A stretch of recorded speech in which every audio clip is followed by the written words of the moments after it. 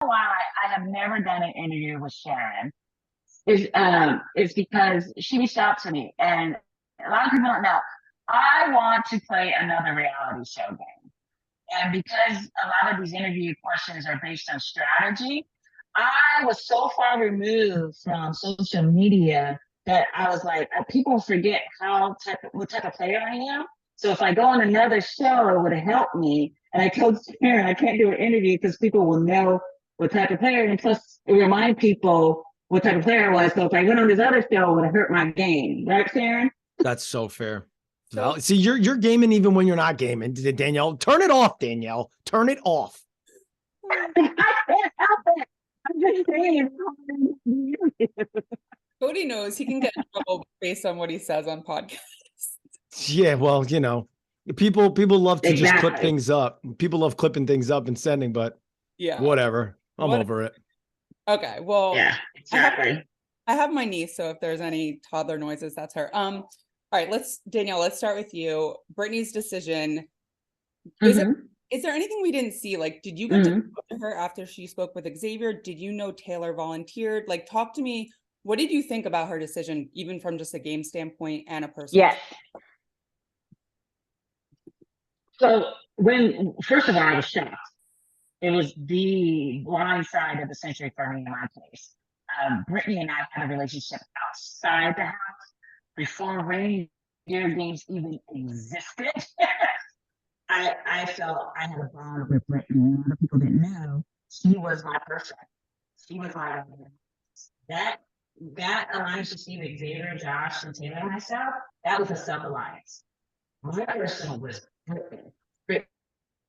And I talked about her with Nicole prior to announcing the Reindeer Games and what happened between that. And then, because we have an NDA, so we can't say things, but we don't say things, but we kind of know. So she was my person. And I remember we were talking, we had to film the laser for BB25. She said, I'm concerned, what if Nicole is going to be in that show that we're not doing? I said, well, you're going to have to foster that relationship and win her back. I said, it's going to be fun. You're Brittany, blah, blah, blah. Like the whole blind side from her. As soon as she announced my name, I'm like, oh, she really has that intent. This is malicious. So I didn't, and I said, well, is it bad? Or maybe she's wanting to go now because she wants me to have more time.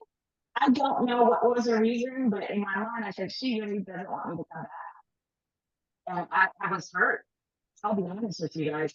I was devastated. And I think that took me out of that competition because it was a shot factor and I couldn't let my head around it. So when I went up there the game, I was like, well, I'm going home. That's what I'm saying. I don't want to because of what she did. It really took me off the game. Danielle, it sounds like you're in the Matrix right now. Yeah. Danielle, do you have headphones? Oh, I do? I do. I sound like I'm in a tunnel. Wait, it's better when you're closer to the. Yeah. But anyway. Maybe I come close. I'm sorry. All right. It's fine. So have you spoken to Brittany since? Are you guys good? Or is it a little like, what's the deal with that? Well, we got together and she did explain her rationale or reasoning behind it, and it was all perception based. And I basically told her to F off politely, in a joking way. But just put it this way: if I see Brittany and I hang around her, we still chat. I'm amicable. But again, we're fine. But if I was to play a game with her again, of course, I wouldn't trust her as far as I can throw her, for obvious reasons. But other than that, I wish her and her family nothing but the best. I know she and her family have a wonderful trip planned for her and her daughter. I hope they have a great time, and I have no ill will towards her, towards her decision making. But again, I was really, really hurt. I'm just gonna say that. Yeah, that's fair. I mean, Cody, with you, the same thing with like going in with Nicole.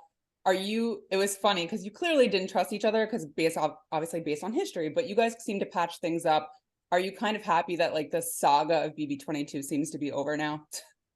Absolutely. I'm happy that the conversation about Nicole and it'll just be dead. Oh, have you talked to her? Oh my goodness. It's because like I think it's very unfortunate. And it was like I understood completely the hurt that I caused. I completely understood the anger that can cause, the sadness that it can cause, like the kind of influx of emotions and the changes through that. But then so much time went by that I was like, wow, it almost got like so much time had gone by that like we just almost just got comfortable just being like, all right, well, it is what it is. But I would always be thinking about it because people would always bring it up. And so I'm just happy that we finally reconnected. She truly is like one of the closest people that I have from my experience on this show. Like, and we really do like our relationship is amazing. Like how we can joke around, like our family, like our moms are very, very close. And so it's like, I'm so happy that everything is kind of back to what it was. And now we just can like build from there. Awesome. I know I have to wrap up soon, so I'm just gonna with Taylor, I know you guys are good, but any different when you were picking your team, anything you would have done differently, or you feel like there was no because I had gone through the thought in my head of, you know what? I want to pull Brittany and Taylor onto my team. I had gone through that and was like, let me pull Brittany and Taylor on my team and then put like Xavier or Frankie on my team. Cause those are the two people that like Frankie and Xavier. Frankie obviously was my number one, but I was like, those two I feel like I can ride with. But I just was nervous. You know, you don't know what's going to happen in this situation. I was like, what if we lose and then Brittany and Taylor somehow are good and I'm now down going against my closest ally in the bottom. So I was like, you can play one of two ways in this situation. You can play it safe and you can make sure you're covering all bases, or you can really go for it. And I was like, this felt like the only way for me to be like, I know there's people that are coming after me and let me throw them on the other side and put my team with the people that I want to work with moving forward, protect them, and then make the people that are coming after me, at least one of them could possibly get picked off. So it was more so that, and I was like, I don't play to lose, I play to win. And so I didn't want to play it safe. Yeah. So how'd that work out for you? It didn't work out, but that's what happens. But here's the thing. When it doesn't work out, you still roll with it. Yeah. I would pick that team every time.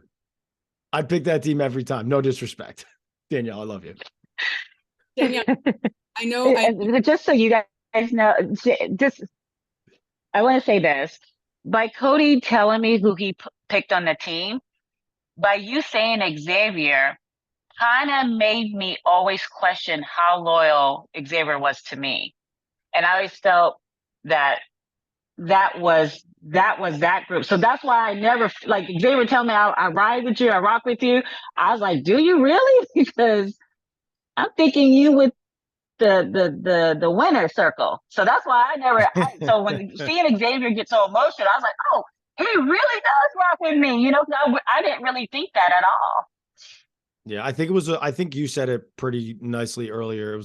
It was a poor choice of words on his part to go to Brittany in that moment. And he could have probably used a better term of like, we're protecting Danielle.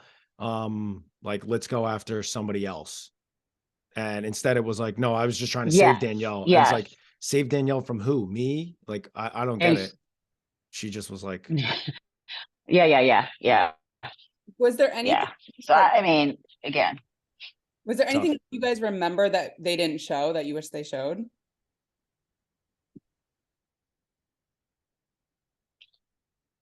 Maybe not. no. Because it's like there was a time. Well, because I told Cody, Cody was after Cody from day one, right?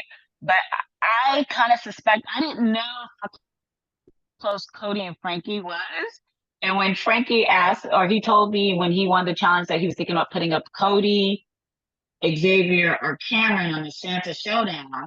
And I was like, is this a test? And I purposely said, well, you can't put Cody in. I did that on purpose, just so Frankie didn't think I was going after Cody. And so Frankie could tell Cody that I wasn't going after him. So it was like, there was a lot of things happening behind the scenes strategy-wise that because we're all strategists. Everyone, and so your words were chosen carefully based on what was happening in the house, right, Cody? So you didn't want to lie, but you didn't. It was like certain things you would say or certain things you would imply, just so it would go around accordingly in the house. That's what Yeah. There were so many relationships. It was complicated. I know I have to go. Yeah.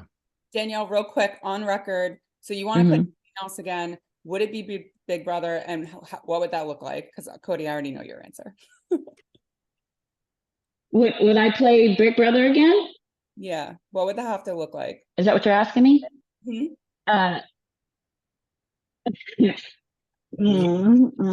I'll see. I like that answer, to be honest, Sharon. You know, that's kind of a good answer. She's like, ooh, maybe. Nope.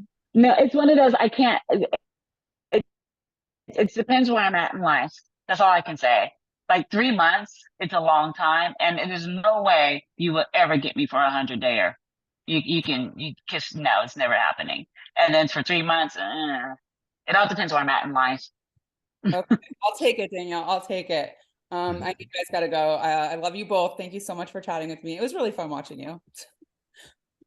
All right, I'll talk to you guys later. All right, thanks. Great season. I mean, a great show. Great show.